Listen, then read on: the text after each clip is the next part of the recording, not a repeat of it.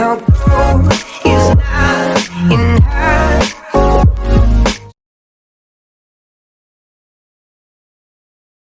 Account है ना, तुम्हारा अकाउंट्स का अगर हम बात करें तो पूरे अकाउंट्स को 3 पार्ट में डिविजिबल है। कितने पार्ट में? 3 पार्ट में डिविजिबल है। एक है तुम्हारा पार्टनरशिप,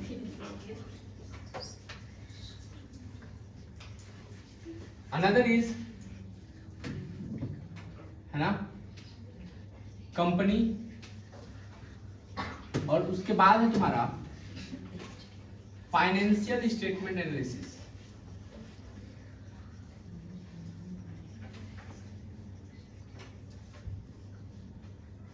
क्या क्या? पार्टनरशिप, कंपनी और financial statement analysis. Total 80 marks में से पार्टनरशिप कवर करता है 35 मार्क्स, कंपनी कवर करता है 25 मार्क्स, और फाइनेंशियल स्टेटमेंट एनालिसिस कवर करता है तुम्हारा 20 मार्क्स,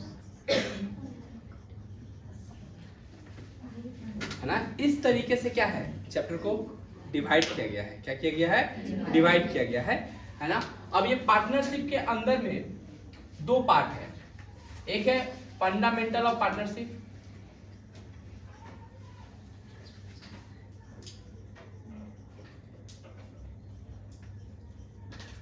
और एक है दूसरा है रिकंस्ट्रक्शन ऑफ पार्टनरशिप।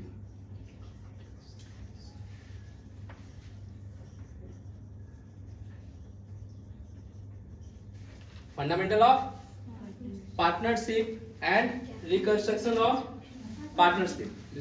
पेन है क्या नीचे? वहां पे है क्या? देखो अरे ये तो पीछे पीछे है, सिर्फ पीछे चेयर के पीछे। ठीक है, एक बनना बोल नहीं। हाँ, क्या थे? Fundamental of partnership, reconstruction of partnership. तो फंडामेंटल ऑफ पार्टनरशिप में तुम अगर बात करें तो एक प्रैक्टिकल क्वेश्चन आता है, पी लिखेंगे मतलब प्रैक्टिकल क्वेश्चन 4 मार्क्स का, है ना। और एमसीक्यू एंड एससीक्यू आता है तुम्हारा 6 मार्क्स का। मतलब टोटल ये कवर करता है कितना मार्क्स? 10 मार्क्स, जिसमें से एक प्रैक्टिकल आएगा 4 मार्क्स का, और 6 मार्क्स का तुम्हारा क्या आएगा? एमसीक्यू एंड एससीक्यू, और टोटल हो जाएगा तुम्हारा 10 मार्क्स। अब सोचो कि इसमें तुमको क्या ज्यादा पढ़ना चाहिए? MCQ and SCQ. बच्चा पढ़ता क्या ज्यादा है? प्रैक्टिकल। 4 मार्क्स के लिए मरथा पड़ा हुआ है, जबकि 6 मार्क्स मिलेगा उसको किसमें? एमसीक्यू और एससीक्यू में। फिर रिकंस्ट्रक्शन ऑफ पार्टनरशिप, इसमें टोटल 3 चैप्टर है। एडमिशन ऑफ पार्टनर,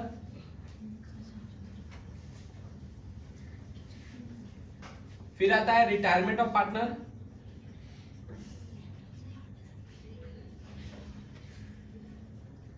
और लास्ट आता है तुम्हारा डेथ, माने दुनिया से रिटायरमेंट, दुनिया से रिटायरमेंट ऑफ पार्टनर, है ना। तो इन दोनों में से कोई एक क्वेश्चन आता है, रिटायरमेंट या फिर डेथ में से, और एडमिशन ऑफ पार्टनर में से एक क्वेश्चन आता है। क्लियर? तो टोटल कितना क्वेश्चन आता है? टोटल अगर देखा जाए तो एक क्वेश्चन आता है 6 मार्क्स का प्रैक्टिकल, है ना। एक और क्वेश्चन प्रैक्टिकल आता है 10 मार्क्स का, और बाकी का आता है एमसीक्यू एंड एससीक्यू। मतलब 6 मार्क्स का प्रैक्टिकल, 10 मार्क्स का प्रैक्टिकल, 60 मार्क्स का प्रैक्टिकल आता है, और 9 मार्क्स का तुम्हारा एमसीक्यू एंड एससीक्यू, और ये चैप्टर से आता है 25 मार्क्स का। चलेगा? क्लियर? तो टोटल कितना मार्क्स का हो गया ये?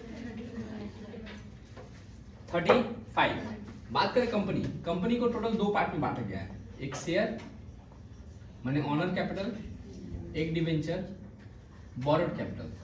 पढ़े थे ऐसा कुछ, है ना। शेयर और 25 में से 20 मार्क्स आता है खाली शेयर, और 5 मार्क्स का आता है तुम्हारा डिवेंचर। इसमें प्रैक्टिकल 2 सवाल आता है, एक 4 मार्क्स का, एक 6 मार्क्स का, और एमसीक्यू एंड एससीक्यू आता है तुम्हारा 10 मार्क्स का। मतलब जितना का प्रैक्टिकल उतना का एमसीक्यू एंड एससीक्यू। लेकिन तुम फोकस किस पे करेगा? दोनों पे। किस पे? दोनों पे। प्रैक्टिकल पे करेगा तो दिक्कत क्या होगा? हाथ से स्लिप कर जाएगा। कौन? MCQ and SAQ. और जब एग्जाम का प्रेशर आता है ना तब याद नहीं होता है। तुम क्या क्या याद कर लेगा, अकाउंट्स भी याद कर लेगा, बिजनेस स्टडी भी याद कर लेगा, कॉस्ट टैक्स भी याद कर लेगा, होगा ना दादा, है ना। ये तो तुम लोग क्या किया होगा, झेला होगा 11 में। 11 का अलग बात है, 12 का प्रैक्टिकल 1 क्वेश्चन आएगा 4 मार्क्स का, और एमसीक्यू एंड एसएक्यू 1 मार्क्स का। इसका अगर जिसको 100 में 100 लाना है वो तो सब चीज फॉलो करेगा, इधर रहता है ठीक पास ही आ जाए तो कौन बात नहीं।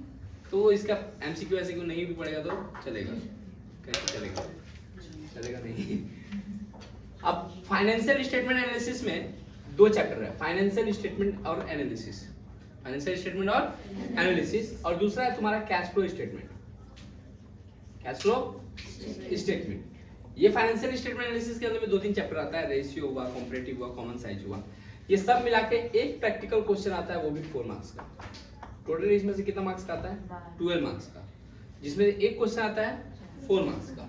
और एमसीक्यू एंड एससीक्यू का बात करें तो बाकी का 8 मार्क्स का एमसीक्यू एंड एससीक्यू आता है, मतलब एक 4 मार्क्स का क्वेश्चन आएगा, बाकी एमसीक्यू एससीक्यू कितना मार्क्स का, 8 मार्क्स का। कैश फ्लो स्टेटमेंट आता है तुम्हारा 8 मार्क्स का, जिसमें से एक प्रैक्टिकल क्वेश्चन रहेगा 6 मार्क्स का, और बाकी का एमसीक्यू एंड एससीक्यू रहेगा तो 6 मार्क्स का क्वेश्चन आ जाएगा प्रैक्टिकल वाला, और एमसीक्यू एंड एससीक्यू आएगा 2 मार्क्स का, और टोटल हो गया तुम्हारा 8 मार्क्स कवर। और ये तुम्हारा सिलेबस है किसका, 12 का अकाउंट्स का नंबर डिस्ट्रीब्यूशन से।